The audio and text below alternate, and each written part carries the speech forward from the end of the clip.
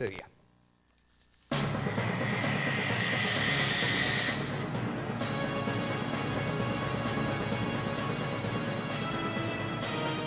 La jornada de hoy fue sin duda la más importante desde que comenzó la guerra en Irak.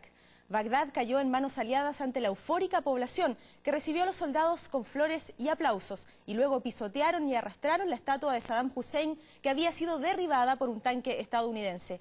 Ahora, por supuesto, la campaña militar continúa en el resto del país. Liberar a Irak de Saddam Hussein fue el objetivo que Estados Unidos se propuso al no encontrar las armas de destrucción masiva que se disponía a destruir.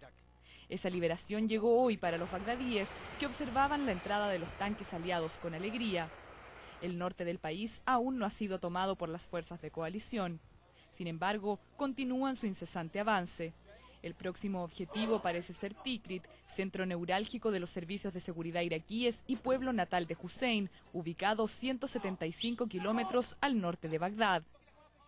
Allí, aviones de guerra norteamericanos alcanzaron bases de la Guardia Republicana, milicia que no se ha manifestado hoy por la entrada de los invasores.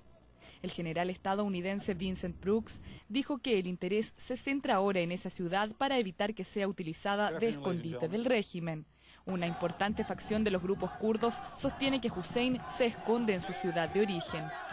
En tanto, soldados norteamericanos y los rebeldes kurdos desalojaron a grupos de efectivos iraquíes que defendían Mosul desde una cumbre estratégica en un acto que es considerado la mayor victoria en la zona.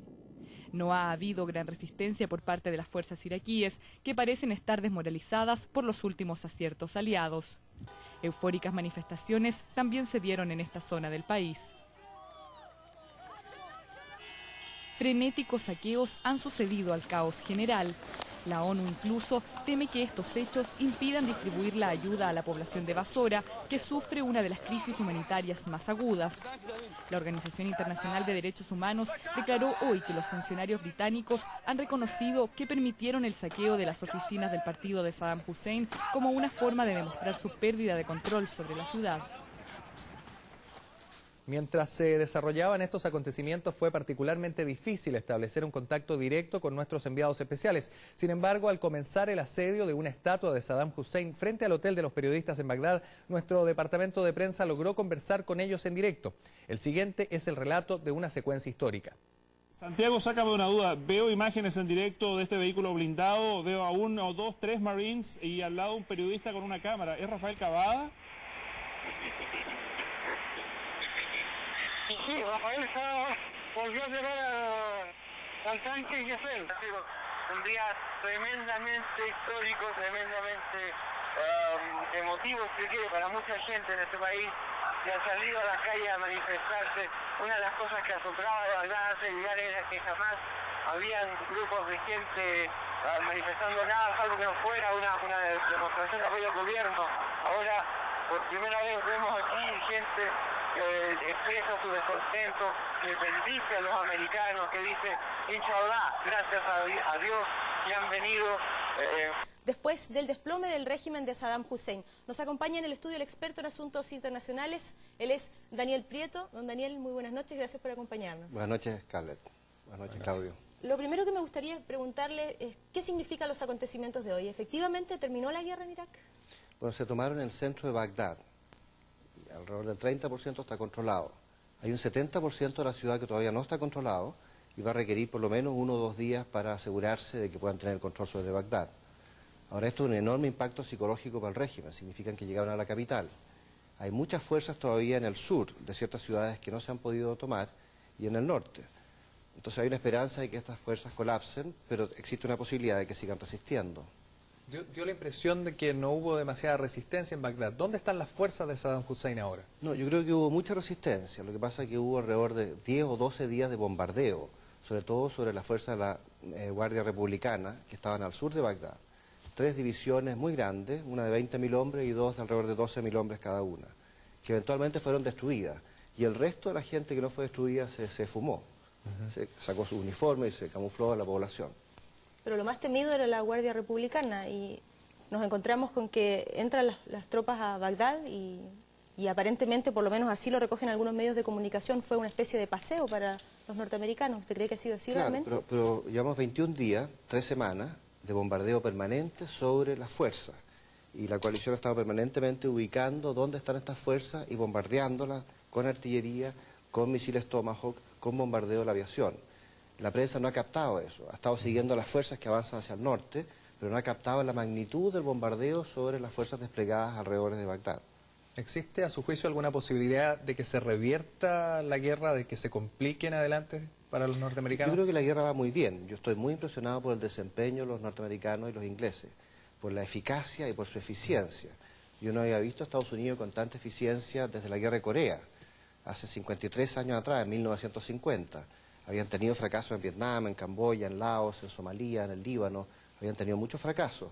Y habían tenido pequeños éxitos en Grenada, y en Panamá, en Kosovo, en Bosnia y Herzegovina, después en Kuwait para sacar a las tropas de Saddam de Kuwait, pero ahí habían 32 países en una zona de desierto, no acá que hay 24 millones de habitantes y un territorio enorme. ¿Y qué pasó, por ejemplo, con la aviación iraquí? Bueno, la aviación iraquí tuvo un papel importante en la guerra del 91, pero le fue tan mal en las operaciones contra la coalición que definitivamente en esta oportunidad ellos escondieron sus aviones y no los usaron, con la esperanza de que si tenían una oportunidad de salvar por lo menos el centro, dejar su fuerza aérea intacta. Y al final, como van a tomarse los aeropuertos, la fuerza aérea la van a capturar, pero los aviones están ahí y no los han usado. Realmente, si yo les traje unos mapas, no sé si queremos verlo, si me permite me puedo parar y se los muestro. Yo no sé si podemos mostrar el mapa número 1. Este es Irak. Es interesante señalar que el 90%, 98% de las operaciones han sido en la zona sur. Se tomaron Qasr, se tomaron Basora y después avanzaron por el flanco oeste hacia Al-Sumayniyah, hacia An-Najaf, hacia Karbala. Aquí hubo grandes batallas y después avanzaron hacia Bagdad. Consiguieron en Al-Sumayniyah entrar hacia el centro, cruzar los puentes después de una batalla de 5 días y crear una línea de operación que va por el centro hacia Bagdad. Y finalmente otra que llegó hacia Al-Qut con infante marina y en la zona norte del río Tigris también llegando hacia Bagdad. Por aquí la tercera división de infantería y por aquí la primera división de infantería marina. Esto es el 98% de las operaciones. Todavía está pendiente las operaciones del norte. No sé si podemos mostrar el plano 2 para explicar más en detalle las operaciones del sur. Aquí vemos Qasr y Al-Basra, ¿no es cierto? An-Nasiriyah, Al-Samawah, An-Najaf, Karbala, llegando a Bagdad, con grandes combates en Al-Ilah, en Divanilla, en Mosaiyib y llegando a Bagdad. Y la otra línea hacia Hay, Al-Qut y Bagdad. La gran pregunta aquí de ahora... estamos hoy día, ¿no es cierto? Y si vemos una tercera muestra, el norte está pendiente tomarse Mosul y tomarse Kirkuk, con las fuerzas kurdas acá, pero sin un avance importante porque no se pudieron desplegar fuerzas en el norte, porque Turquía no dejó a los norteamericanos operar sobre el norte, así que eso está pendiente. Sí, pero la gran pregunta es ¿dónde está Saddam Hussein? ¿Está oculto? ¿Qué pasó con él? Si efectivamente murió o no en los bombardeos, o si está vivo, ¿qué caminos de salida tiene a partir de este momento? Existe una posibilidad de que esté vivo, existe una posibilidad de que esté muerto. En todo caso, hasta donde yo sé, el interés de la coalición era tomarse el país, capturar el país y eventualmente cambiar el régimen.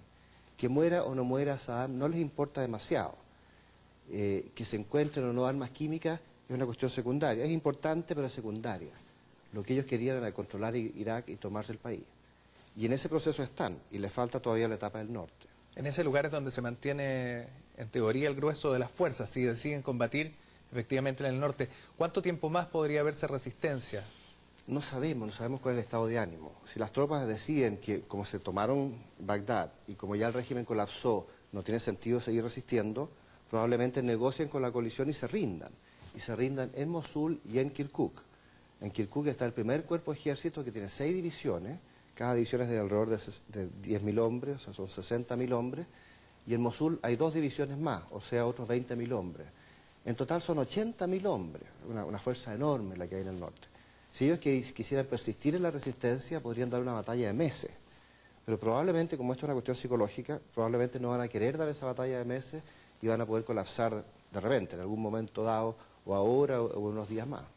¿Estamos hablando de batallas frontales o estamos hablando de guerrillas finalmente? Bueno, estas son fuerzas con tanques, con artillería, con estructuras convencionales que están mimetizadas en la ciudad y en la periferia de Mosul y Kirkuk. Lo que Estados Unidos está haciendo es un bombardeo permanente con artillería,